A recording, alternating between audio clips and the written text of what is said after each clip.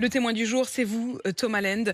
Vous êtes l'auteur d'un livre qui sort aujourd'hui, Les bouffons de la haine. Ça paraît chez Grasset. Alors, dans ce livre, c'est un vrai témoignage, Oui. le témoignage d'une vie souterraine, puisqu'au départ, vous êtes indique, infiltré dans les milieux de Égalité et Réconciliation, qui est le mouvement d'Alain Soral. Vous avez mis en lumière, au fond, une alliance de circonstances entre les nationalistes et les islamistes, avec une obsession commune, les juifs. Exactement.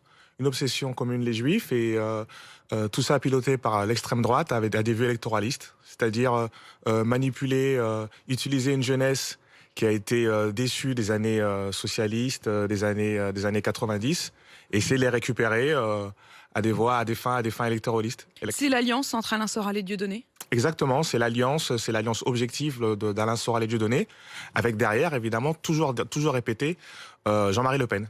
Est-ce que vous pouvez nous raconter comment ça s'est passé? Comment vous vous retrouvez finalement chez eux? Vous avez d'ailleurs un autre nom, hein, vous y êtes sous le nom de Mathias Cardet.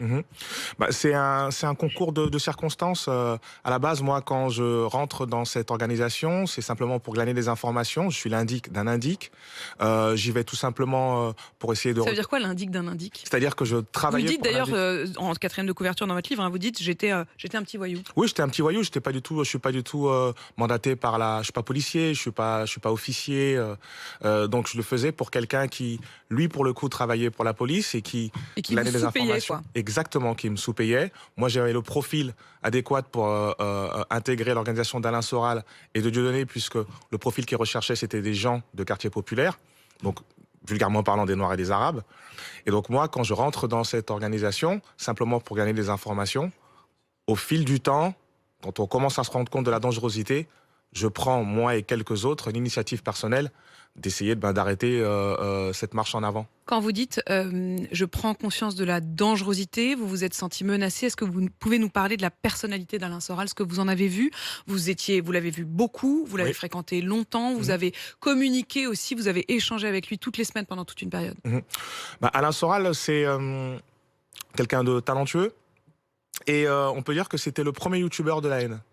C'est-à-dire comme un rappeur, le culte de la punchline, érudit, mais simplement un mec totalement névrosé, un trouillard, ce que les gens ne savent pas, et quelqu'un qui a l'intelligence de savoir manipuler et d'utiliser les haines en pointant sur certains arguments qui peuvent être ressentis et utiles dans les quartiers. C'est-à-dire un discours machiste, viriliste, masculinité, parler de la tradition. Ça, c'est un truc ce sont des thématiques qui sont chères aux gens des quartiers. Et donc voilà, et beaucoup d'humour. C'est ce que vous dites de ce lien entre finalement donc les nationalistes et les islamistes. On a l'impression que les uns combattent les autres et en réalité vous dites qu'ils sont complices. Justement, ils ont des points communs. Justement, ce qu'utilisaient les nationalistes identitaires comme Soral, c'était essayer de trouver des points communs avec les islamistes, notamment une vision sur les femmes, une vision viriliste, masculiniste, et aussi une haine commune des juifs. Une haine commune des juifs qui est vraiment Exactement. le terreau commun. C'est le terreau commun. C'est ce qu'ils sont venus chercher chez vous. Ils vous ont encouragé à être là-dedans. C'est pour ça que vous disiez, ils viennent chercher un profil. Ils pensaient que automatiquement, je reprends votre expression parce que c'est vous qui le dites, que automatiquement, en gros, les Noirs et les Arabes étaient contre les Juifs. Oui, alors en fait, c'était beaucoup plus intelligent que ça, parce qu'on est dans un pays quand même où on ne peut pas dire tout et n'importe quoi. Donc ça, c'est dans les coulisses. Dans les coulisses, c'est-à-dire qu'ils essayent de récupérer les jeunes de quartier, mais pas avec un discours totalement antisémite, avec un discours dans lequel ils peuvent les séduire sur certaines antisystèmes, complotistes, sur la santé. Donc ils ont toute une vague et tout un spectre de thématiques sur lesquelles ils peuvent plaire aux jeunes.